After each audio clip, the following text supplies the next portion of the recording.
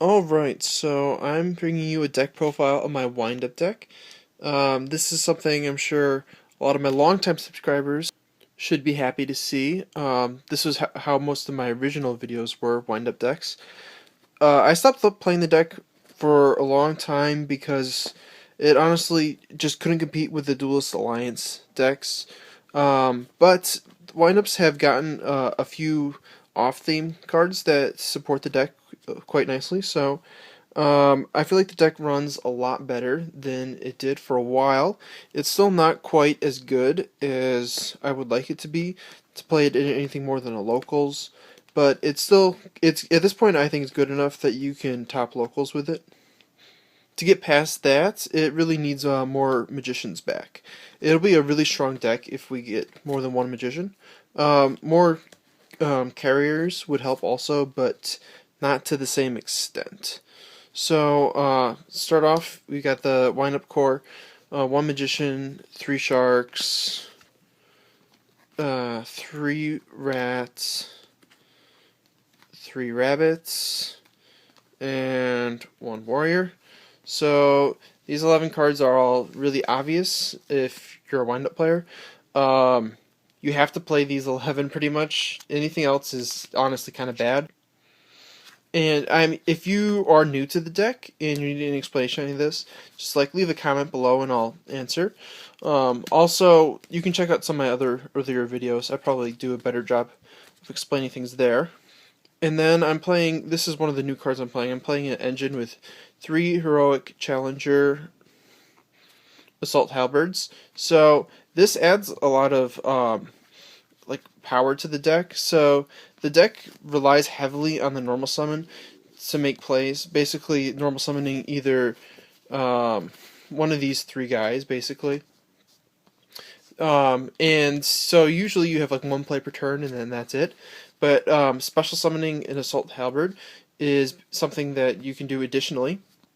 And the fact that it has 1800 attack and then replaces itself whenever you do damage, which is pretty easy to do. It lets you just apply pressure, basically. And it makes really easy rank 4s, which are really strong because of another new card, which I'll get to when we get to the extra deck. And then I'm playing one DD Warrior Lady, so I am playing Rhodas to go along with these. So since I am playing Rhodas, I'm playing the DD Warrior Lady as an out to both the Dijinlock and Winda, both of which create a lot of problems for windups. Depending on your meta, you can side this. If your meta does not have a lot of Shaddolls or Necros, this is probably better side decked. And then two Maxis. I like Maxi right now against basically everything except Clifforts. This deck has a pretty strong Cliffort matchup compared to its other meta matchups. Obviously, Clifforts is a good deck, but relatively speaking, I'd rather play against Clifforts than something like Tellarknights or Shaddolls or Necros. And this is pretty strong against basically everything besides Clifforts. So I like having that to more draw power, go through my deck quicker. That's it for the monsters. That's actually a pretty heavy monster lineup for a wind-up deck. And then for the spells, I've got three factory. Factory's really good. You want to search stuff. I'm playing three Upstart Goblins. So I was very against Upstart Goblin in the past, but post-Duelist Alliance, the deck can't afford to sit back on traps and wait till you draw into your pieces. You need to get to the pieces faster. The problem with Upstart Goblin in this deck is there are times where you can do 8,000 damage to OTK, but if your opponent has 9,000 life points, you don't kill them. So that hurts for sure, but getting combo pieces is definitely worth it, in my opinion. So, and then I'm running through Rhoda. So the main thing you search is obviously your Heroic Challenger, but there are situations where you definitely want to search your DD Warrior Lady as monster removal. And also, it does come up a lot, more than you expect, where you do want to search your Wind-Up Warrior. The two main situations where that would be the case are if you have a Wind-Up Factory and no Wind-Up monsters to activate it. You can search for the Warrior, just summon it, use its effect, and then search. Usually you'll want to get probably either a rabbit to start triggering your factory, or you'll want a rat to bring back the warrior that will inevitably die because it's just vanilla at that point. The other situation is if you have a shark in hand and nothing to go with it, and then you just search for your warrior, and you can make any rank 4 or any rank 5. And then I'm running 2 duality. 2 is a good number. That's the number I've been running in windups for a very long time. Helps with consistency, but you don't want too many because you do special summon a lot. I'm running 1 dimensional fissure. I would be running 3 of this if I could.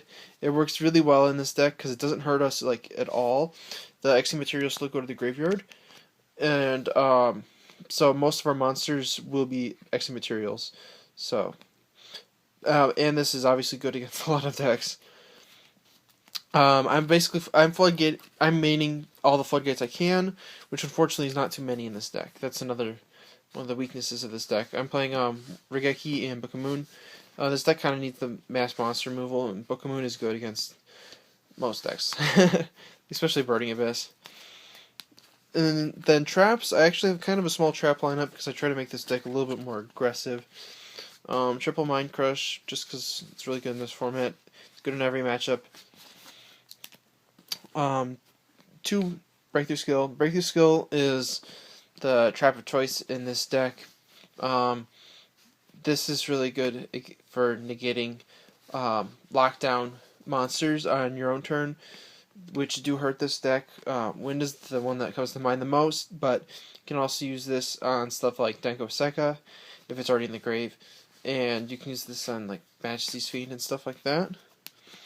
The other floodgate that we can main deck, Macrocosmos. This one does hurt this deck, but it doesn't hurt us as much as it hurts other stuff, so you play it. And then I'm playing 3 one-ofs, Warning, Torrential, and Vanities. So I actually think Torrential's kind of bad in most decks at this point, but I feel like this deck does need the mass removal. So, and you can also dodge this with Rabbit, so it works pretty well. So I am playing Torrential. Usually I don't, but I'm playing it in this. And that's it for the main deck. The extra deck is extremely tight. It's really hard to get it down to just 15 monsters, but I feel like I've got a really good extra deck here. I would highly recommend something playing very similar to mine. I don't think there's very much room for variation in here. So you're playing the MX Saber Invoker. This is obviously a combo piece, pulls your warrior out of the deck. Some people like to play 2 warriors because this is dead if you only have 1 warrior and you draw it. I think that's stupid. The play is nice, but it's just one of the plays that the deck has. And warrior is better in the grave than in your deck because then your rat can make rank 4s. I'm running very few rank 3s now, so being able to make rank 4s with rat is important. Also, as a side note, you can summon this from your deck with this. That's not as helpful because you can't summon Shark from your hand when you summon this. But that is definitely something that could be useful if your warrior's gone. I'm playing 1 Levier. I feel like this is important because it is necessary for some of the OTKs. You can summon up both of these in the same turn if you have the Magician Shark play with the Rabbit on board. You can go over 10,000 sometimes if your opponent has a monster on board with the Volcasaurus Sky Charger. So that is definitely relevant with Upstart giving your opponent life points. And then my last rank 3 is Alucard. Alucard is the best rank 3 in my opinion, generic speaking. Obviously Dante is better in its own deck. And this is probably the best way to pop face downs in my opinion. Zen Mayo is better, but that's a rank 5, so it's tougher to make. And then rank 4s, Photon Papal Operative, part of the OTK. You need this to turn your rats to attack mode, basically. 1 Castell, removal. Probably still the best rank 4, it's pretty good. I'm not playing 101, there's not enough room, and Castell does the job better because this can hit floodgates. one Exiton. This comes up more, I guess I should say less frequently than a lot of the other cards in the extra deck, but it's necessary in my opinion. If you go second, there are situations where you'll be able to like special summon this and then normal summon a level 4, or you can normal summon a level 4 and then special summon a shark from your hand. And inside situations like that, being able to just go into a first turn Exiton if your opponent went plus at all and just blow up their field, it's definitely nice. One Abyss Dweller, this is needed for one of the OTKs. And besides that, it's just a really good monster, so you should definitely play that. One Ragnar Zero. This is one of the few cards that I think is kind of optional. It's the first one so far, in my opinion, that's optional. I think it's really good in certain matchups. Like, it's one of the best cards you could make, probably, in certain matchups. And it can just win games on its own. So, I am playing it. Yeah. If your opponent is playing, like, anything that's increasing the attack of all their monsters, just make this. Oh, I just realized. The one rank 3 that most people play, so I'm only playing 3. Most people will play Zen mains. I feel like Zen mains is not really needed anymore. The main reason I was playing it was because it had a wind-up name, which meant you could summon Zen mains and special summon a shark from your hand. I felt like that was honestly the most useful application of Zen mains at this point. It's just not that good anymore, and I cut it for space. I'd play it if I had like 17 spots probably. The 16th one, I'm not playing a Diamond Crab King. I would want to play that because it's an out to towers. That's the reason why I would want to play that, but there wasn't room for that either. And then the other rank 4 that a lot of people run that I'm not running is Cowboy. Cowboy I feel like is usually kind of superfluous. Usually you're already winning games where Cowboy does the last 800. Also, there's not really any OTKs that this deck makes that involve Cowboy. You're already making Exceed monsters, so you don't have any level 4s left on board. And then this is one of the other new cards that makes the deck a lot more playable, Ptolemaeus. So when Diamond first came out, I tried playing this deck with Deltaros and then Diamond, and I did like it a lot. It helped a lot in the Shaddoll matchup, but it was kind of tough at times to make Deltaros. In Ptolemaeus, you just need 2 monsters to summon this and then put this on top. So it's really easy to make Diamond against Burning Abyss and Shaddolls now, which is really helpful in those matchups. And additionally, Ptolemaeus is one of the best cards you can make in any matchup, not just those 2. So what you do is you just summon this with 2 materials. During your end phase, you put this underneath, and then during your opponent's turn, you can upgrade this into whatever monster the situation calls for. I'm playing 4 rank 5s to take advantage of it, in addition to this. So 5 if you include this. So the ones you can rank up into are, first of all, Volcasaurus. This is the one you do not really rank up into. I don't think I've ever done that. This is mainly here because you make it with 2 sharks or a shark and a warrior. And it's involved in one of the OTKs. And to go along with that, you have the Gaia Charger. You can stack this on top of any of the rank 5s, but usually you put on top of Volcasaurus. So the 3 that you do usually make with Ptolemaeus are these next ones. So Durendal, Tyrus, and Pleiades. So Durendal's one of the better ones in my opinion. Changing any effect into MST really helps a lot when you're like pushing for damage. Sometimes your opponent will have Mirror Force, and if you get a read on that, you just summon Durendal, and then their Mirror Force is MST, and they can't stop your attacks. Things like that. It also puts a lot of pressure on your opponent if you summon this and then just sit on it with 2 materials, and then on your opponent's turn you can stop their critical plays. And the shuffling their hand back into the deck effect is really nice. Sometimes with windups, you'll search a lot with Factory, and you're just searching monsters, and they're basically just useless cards because you have too many monsters in your hand. So you can just shuffle them all back in and then draw a bunch of new traps and stuff. So that's nice.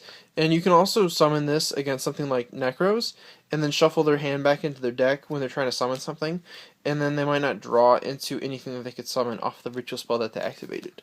So that's nice. The next one, Pleiades. Pleiades is honestly probably the best rank 5. You can't make this normally, unlike the other two. You can make these normally.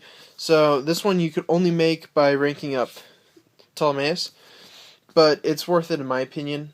Even with only one material for one bounce back to the hand, I think it's worth playing that. And then Tiras. Tiras is absolutely necessary. If you have like this on the field, and your opponent tries to Regeki it, you can just rank up into a Tiras and it doesn't do anything. That's the main reason you would want this, actually. To just dodge mass destruction. This is also nice to make in one of the OTKs. So the one that involves Magician, Shark, and a Rabbit on board, which is pretty easy to do if you have a factory searching all the pieces. You can end it in any monster that's 2,500 attack or more, and then it does 8,000 exactly if it's 2,500. This is 26, so usually I'll summon this, and it can't be destroyed. So if your opponent has like Mirror Force, you're playing around that at least somewhat. And then for the side deck, I'm playing the third Max C because you really want this in a lot of matchups, like Burning Abyss and stuff. Usually you want to go second. I go second like whenever possible with this deck in almost every matchup. So Max C helps with that. 2 Lancia, mainly for Necros. It's nice to draw into this off of Max C. I don't think Max C is amazing in the Necros matchup, but I do leave it in against them. 3 MST, you really need floodgate removal. Games 2 and 3 usually that's an issue. And then Cliff Forts, you want this. Cliff Forts can be a little bit annoying, so you want that. Triple Trap Stun. You really want your place to go off. This is really good against like Tellarknights, for example. Just use Trap Stun. Either they're forced to negate it with Alpha, or if they don't have Alpha, then you can just go off and kill them. So windups can still create a lot of pressure, OTKs and such. One Compulse. I like Compulse a lot in matchups where it's good. The problem is it's not good against Necros or Cliff Forts, which are two of the most popular matchups, so to the side deck it goes for now. One Soul Drain. This is basically like the weaker version of Macro and Dimensional Fissure. And, I mean, you want it in matchups where it's good, because it does absolutely nothing to this deck. Actually, a funny story, I played against the guy the other day who had never played against windups before because he was a newer player, so he didn't actually know what they did, and he actually cited this in against me. So that was pretty funny because he drew it, and it's totally does absolutely nothing. It doesn't even do anything. Like, there's not one thing it does to my deck. Like, Macro at least hurts me a little bit. 2 Imperial Iron Walls. This does not hurt me at all. This is pretty good against Ritual Beasts and Necros. It's another Floodgate that does not hurt me at all. And then, to finish up, another Floodgate that does not hurt me at all. Light Prism Mirror. This actually hurts me slightly, I guess, because over half my extra deck is light. They just keep making good light extra deck monsters. But nothing in my main deck is light. And this is obviously for Tellarknights, which is one of the tougher matchups in my opinion. So I wanted to have this for that. I just thought of something also. A lot of people, in addition to these, or maybe instead of these, will run a Shark Fortress for one of the rank 5s to try to OTK, but you can do 8,000 damage without Shark Fortress, so I don't play it because the space is so tight. Shark Fortress would be like my 20th option maybe.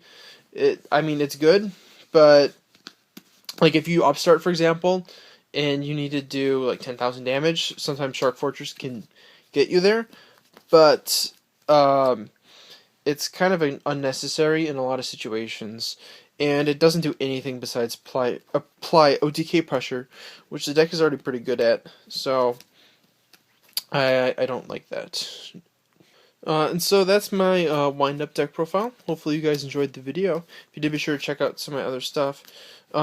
If the new format coming out in July changes enough for this deck, then I'll make a updated deck profile for this at that point.